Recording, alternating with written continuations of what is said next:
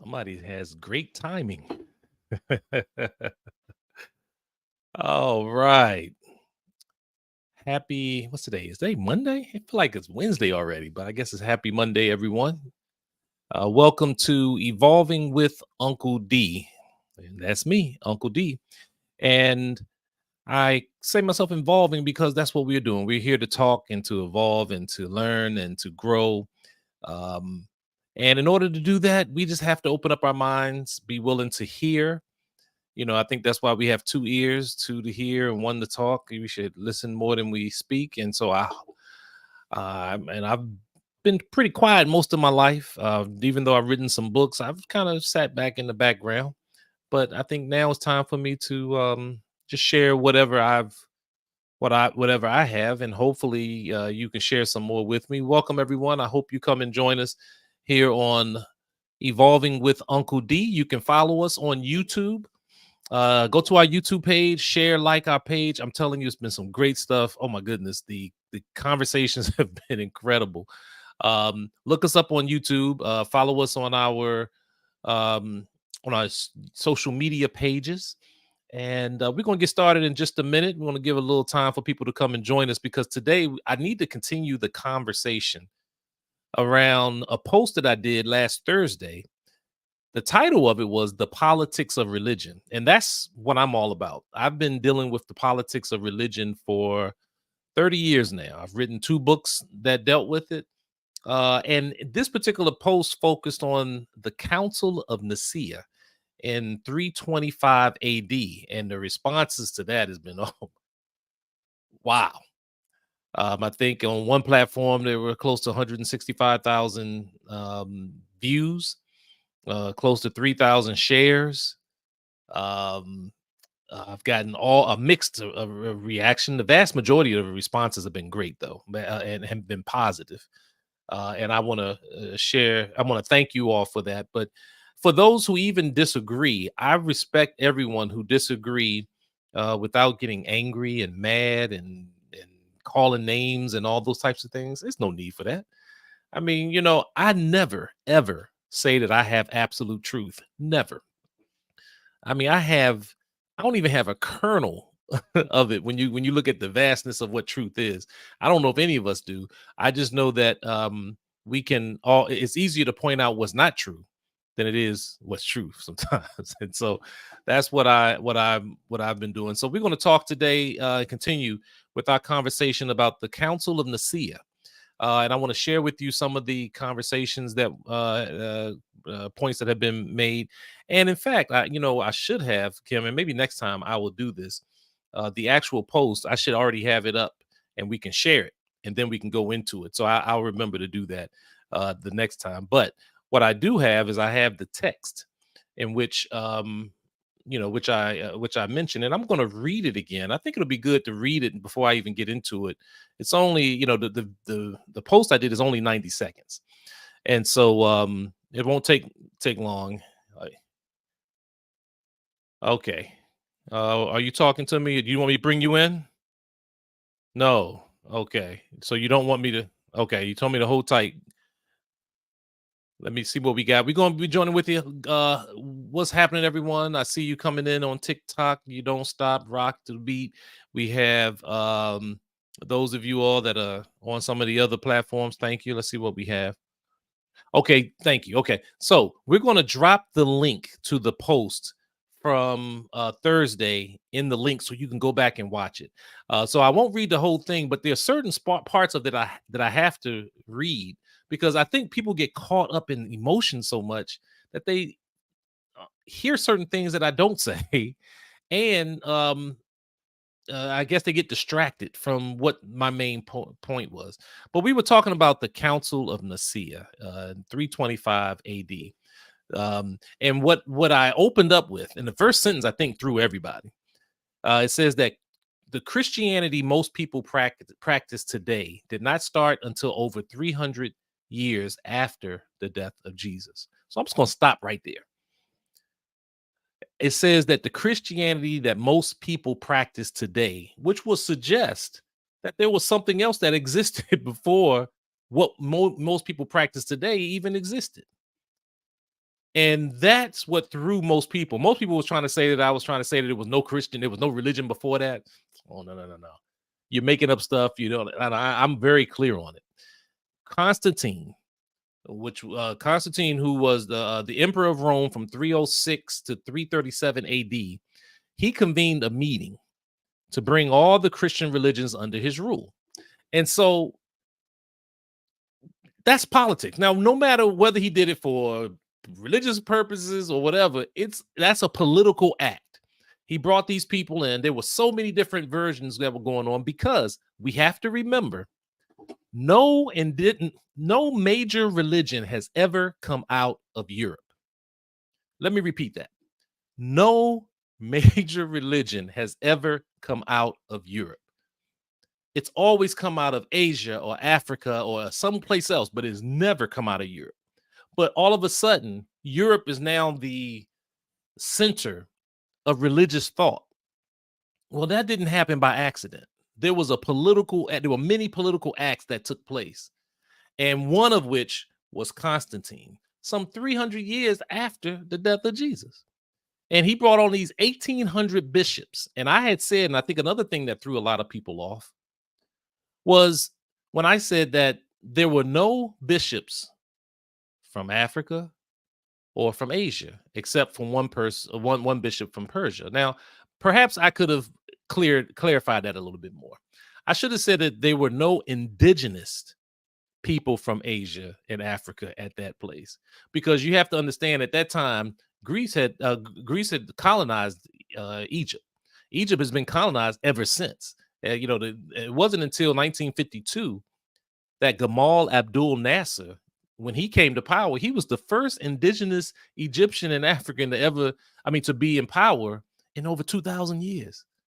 So there was always some foreign bodies there. I mean, if you go back to my other post about Cleopatra, and that even blew up.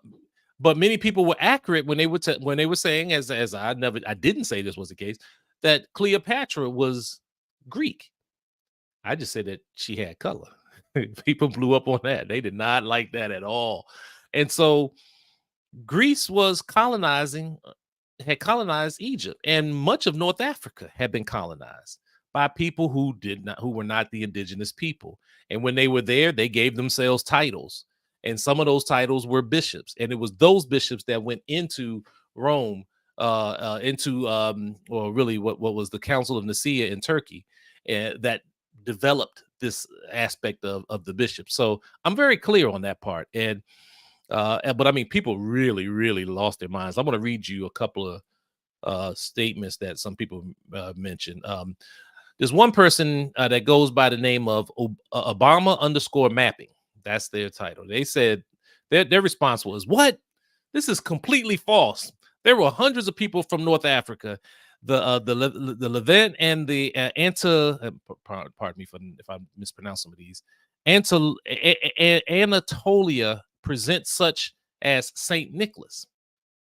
Okay, and I said my response was, my understanding was of Saint Nicholas was that he was born in Turkey, which is also known as Asia Minor. Also, many countries in North Africa at the time, including Egypt, were colonized. Just what I said, and traveled in that particular response. And I just said, well, you have to agree to disagree. It's okay.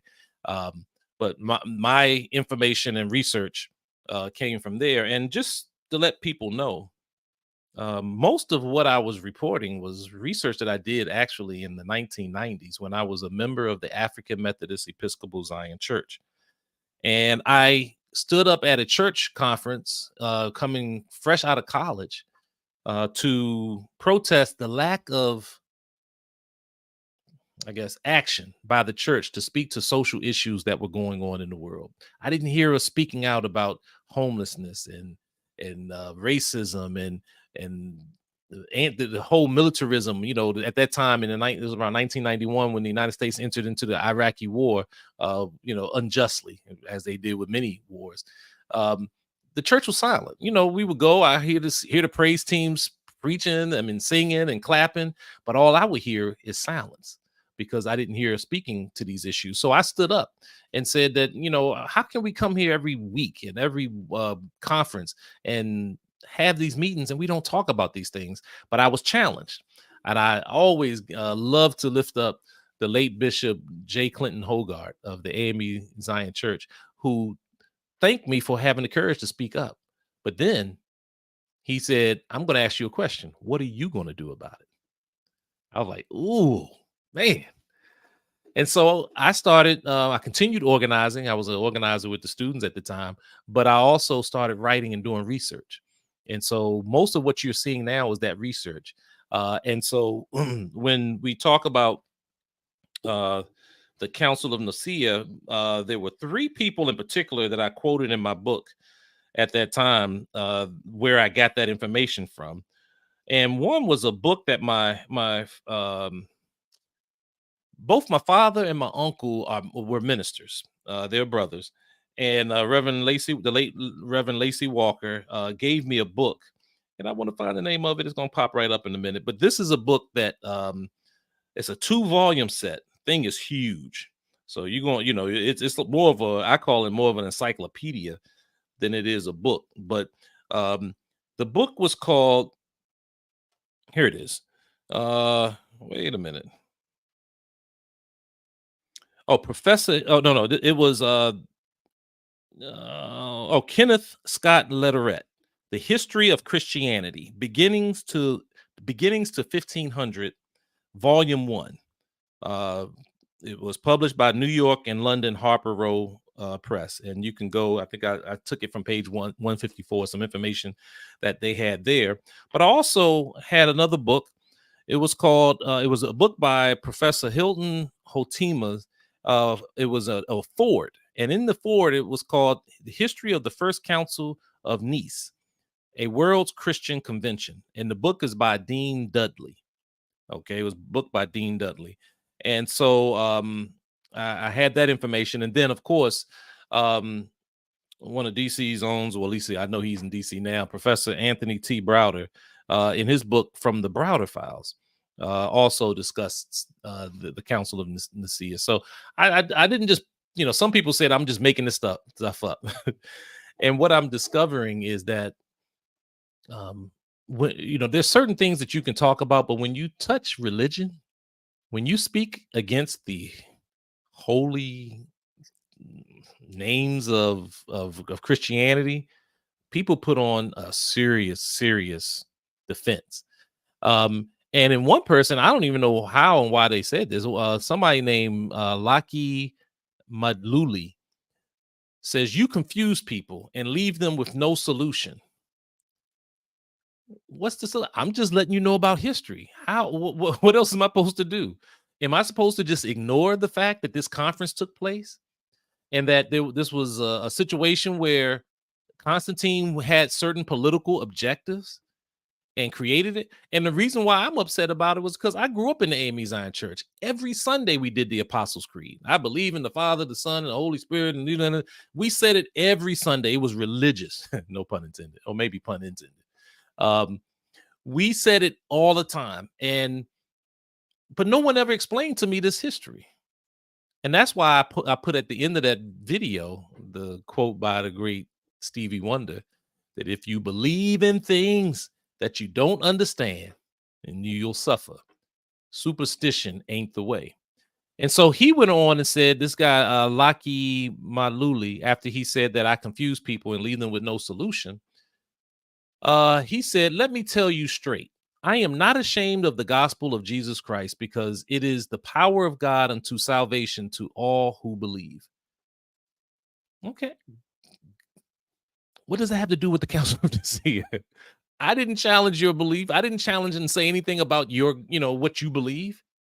In fact, I will show you that there are many Christians who believe in the who believe in the blood of Jesus, who believe and know about this history of the Council of Nicaea. Many of them taught me.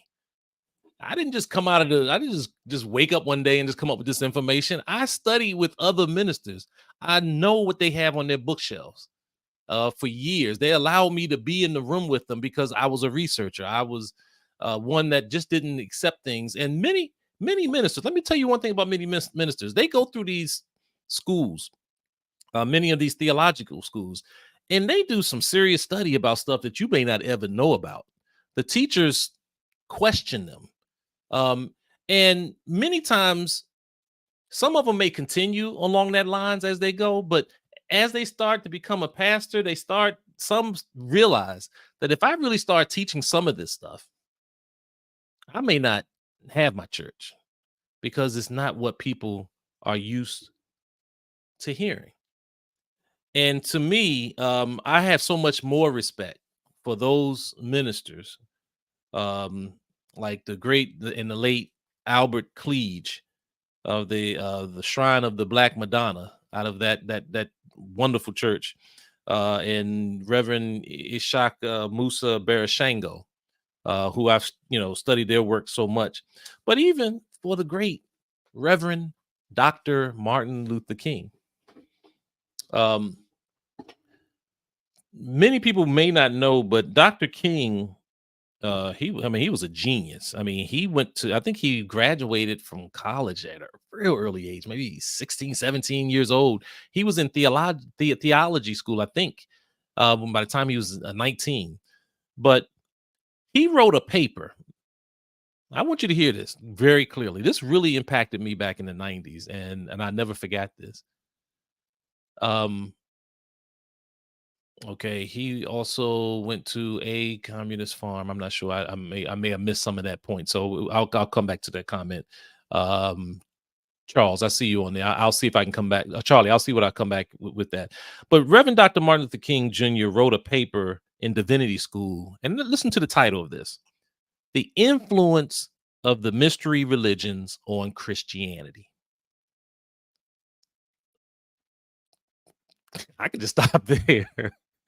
The influence of the mystery religions on Christianity, where he discussed the influence of what he calls the mystery religions on the foundations and origins of Christianity. He wrote and discussed about the cult of Cybele and Attis, if I'm pronouncing that correctly, the worship of Adonis, Egyptian mysteries of Isis and Osiris, the Elajuan mystery cult, and the pagan religions of Mithraism. And based on his study, I've got to read to you what he concluded. Now, I'm bringing this up because for some reason people think it's taboo if you are a Christian to study other religions. And to be honest, if you are a Christian and you don't study the religions that came before it, then to me you're ungrateful because you wouldn't have a religion if it wasn't for these religions that came before you. It doesn't mean you have to agree with them. It doesn't mean that you have to praise them. It just simply means that you have to have Christianity didn't just fall from the sky. It did not just come out of anywhere. It has a history. It's part of what I call the process of history. History is not an event, it's a process. But let me just read a part of what Dr. King said in his paper entitled "The Influence of the Mystery Religions on Christianity." And I see some comments that I will make sure I'll come back to. Okay, thank you for putting that in there. Dr. King said the greatest influence of the mystery religions on Christianity lies in the different direction from that of doctrine and ritual. It lies in the fact that the mystery religions paved the way for the presentation of Christianity to the world of that time. So you wouldn't have it if it wasn't for these mystery religions. But yet they have you so scared to go study something before that some other religions, like it's, they even say it's pagan. I'm gonna talk a little bit about that term pagan in just a minute. They prepared the people mentally and emotionally to understand the type of religion which Christianity presented. I'm going to skip a little bit of this because it was a long paragraph. Um, it says many views while passing out of paganism into Christianity were given a more profound and spiritual meaning by Christians. Yet we must be indebted to the source. The Reverend Dr. Martin Luther King, the minister himself, said that Christianity has to be indebted to the source. He says to discuss Christianity without mentioning other religions would be like discussing the greatness of the Atlantic Ocean without the slightest mention of, of the many tributaries that keep it flowing. So when I was younger and I read that, I said, "Oh my goodness!" So I have a responsibility to go back and read it. And now I know why they don't want us to read about these other religions. Because once we do, then we will understand the politics of modern day Judeo Christianity and its influence that's taken that has a hold of us today, and connect it to what's going on with this white nationalist Christian movement that's going on in the world right now. You can connect it directly to Project 2025. You can connect it to any of all these things. It's a process that continues to exist. He went on and said that forces have been known to delay trends, but very few have stopped them. The staggering question that now arises is, what will be the next stage of man's religious progress?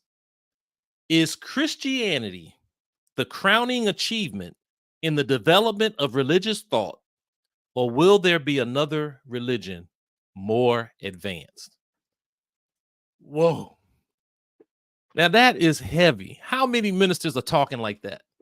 I've always maintained that Christianity is a means to an end, not an end in and of itself. And for me, growing up in it, it was a means for me to be where I'm at to this day. Um, and what did you say, Charles? To say another religion is to say the religion they have now was created. Okay. His name was Michael, not Martin. Okay, some comments. Okay, I'm gonna come back. I'm not sure. I understand what you're saying. If you're talking about the Reverend Dr. Martin Luther King Jr., but what I'm saying is that when we come back to take a look at what he was saying here, and I even ask you all that: is Christianity is it the shining? Is it the peak of religious thought, or is there something greater? Was there anything that existed before that? Um, and so you're laughing, John. All right. Um, and so for me, looking at these comments and how people responded to my post on Thursday was absolutely incredible. Um, I'm going to be dealing a lot more in this whole topic of the politics of religion because I committed myself to the fight toward the eradication of the exploitation of one human being by another human being. That's my life goal. And as I continue in that particular path, I have to call it out where I see it. And unfortunately, many times, because of the stranglehold that we have in our communities, we don't want to even talk about the oppression that happens as a result of religion. Look at all the wars that we done seen that done happen in the name of God. Look at all of the murder and the senseless murder that's going on. Look at the policies that are being implemented in this country right now. They're using religion to hide their races in oppressive positions. And it's time for us, especially those who are believers, those who are of faith, and especially those who, like me, walked away from the church, to stand up and say, no, we can't not sit back and be quiet anymore. We have to call this out. Christianity, there was something that existed before, and it is that, I've always said that Christianity, and I'm gonna preface something after this, but I always said that Christianity, when you look at its true roots, is nothing more than either stolen or plagiarized African spirituality. That's what they don't want us to connect with. Any attempt for us to connect with the source is what we will always find ourselves fighting against. They're going to always continue to make sure that we don't understand that history. And that's part of the reason why you see the reaction to the post that I did about the Council of Nicaea. You can look up the Council of Nicaea. Even the Catholic Church can't even agree to to its history. You'll look it up. You'll see different versions there. But I maintain, that we have to look at that history. And what I was doing back in the 90s while I was a member, an active, very active member of the AME Zion Church, I was a youth director. I was a member of the trustee board at the church. I was, they had a rare position that very few people accepted. It was the, what is it called? The social political action chair of I guess it was the Mid-Atlantic region of the lay council. Now, the lay council just means all the ordinary, everyday people. That means the vast majority of the people. And I said, well, that's a very important position. So I decided to take that position. But, you know, in all these positions, I was raising these particular questions and I was doing my research and I was sharing that research. And I always welcomed other people to comment. And one of the things that I wrote was, what ancient civilization is responsible for the writing? No, that's not really, that's not what I want. I want the other one. Let me go back here. Um, who were the first people to establish the practice of Christianity in particular and religion in general? Mm. According to noted historian J.A. Rogers, and by the way, I'm reading this, all the research that I did, I wrote this. This is a book that goes back to 2002. I wrote this book in 2002. It was an appeal to the African church in America. Beware of false prophets. But I wasn't talking about people. I was talking about money. Beware of false prophets. And one chapter I had was Christianity in Africa. And so, in answering the question, who were the first people to establish the practice of Christianity in particular and religion in general, as I begin to wrap up, according to noted historian J.A. Rogers, Ethiopians, that is, Negroes, gave the world the first idea of right and wrong and thus laid the basis of religion. This is taken from his book, Introduction to African Civilization. No, I'm sorry. This is taken from J.A. Rogers, 100 Amazing Facts About the Negro. In addition, Dr. Yosef Ben Yakinen agrees that religion was born in Ethiopia many years before Abraham, the Hebrew Jew, was born. He writes, the whole concept of a god or gods came out of the Nile Valley, African civilization, thousands upon thousands of years before Sumner, the kingdoms of Hammurabi was established along the banks of the Tigris and Euphrates rivers, which are two of the four rivers that are talked about in the book of Genesis. The book of Psalm 68:31 acknowledges that a great and mighty people will come out of Ethiopia and be a holy nation unto the world. When it says that, quote, princes shall come out of Egypt, Ethiopia shall soon stretch out her hands unto God. So what I began doing was just showing this history as I started to evolve. I was evolving.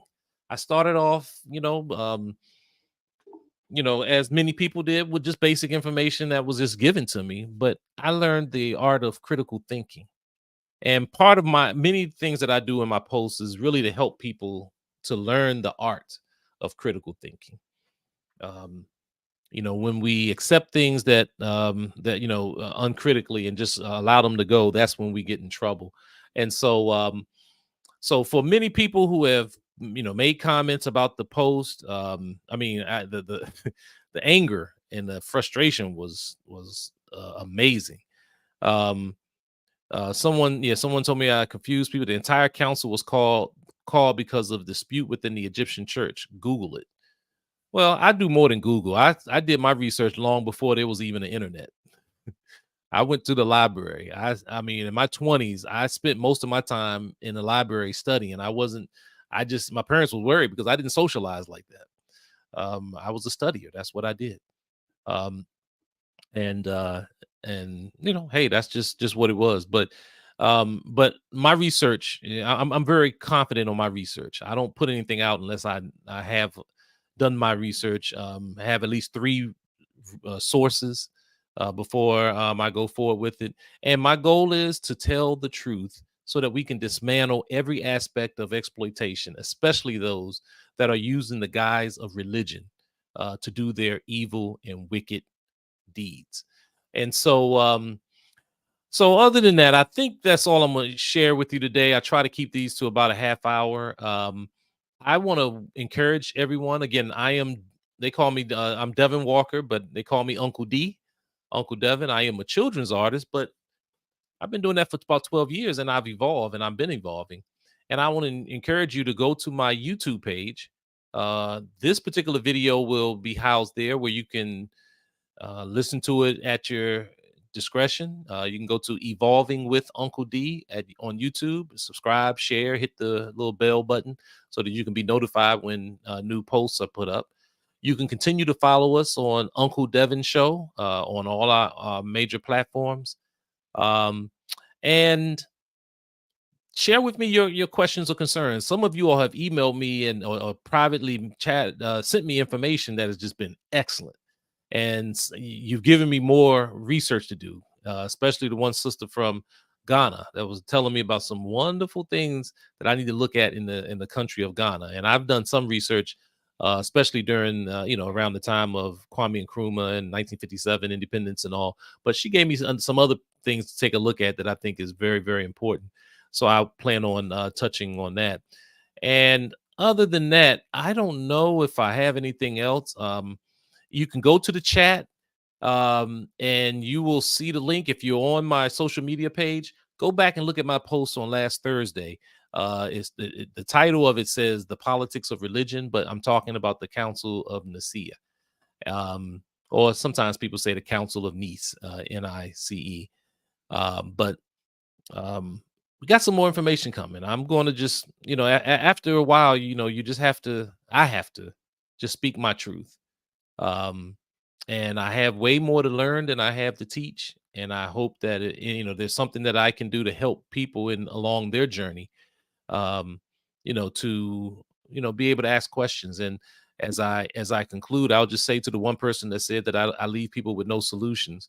No, that's not true. My solution is think for yourself. Think for yourself.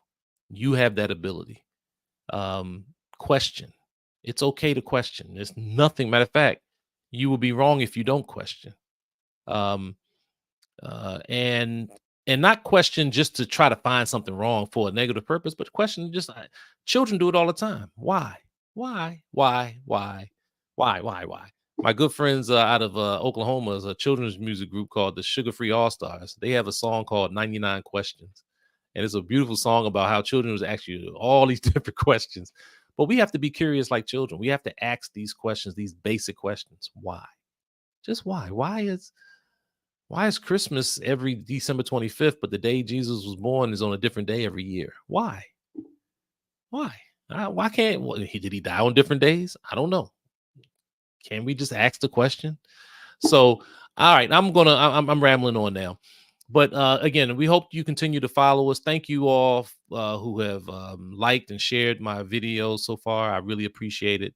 And we're going to come back to you next week with something new. I'm not sure just yet, but there's so much going on right now. My goodness, there's so much going on. But just rest assured, though, on this channel, I'm going after politics of religion. We're going to be dealing with that because we have to stop the oppression. People are oppressing in the name of religion, and they need to be called out. And at least on this channel, they're going to be called out. And I'm hoping to give you, I'm hoping to hear from you, to learn from you, then hopefully give you information where you can go and be a part of this movement that will not only call them out, but to stomp out any aspect of oppression that is causing harm to people based upon immoral purposes. I'm just going to put it like that. All right, let me get out of here. Thank you all so much. I hope to see you all again soon. And as I always say, just remember that life is a drum, so beat it.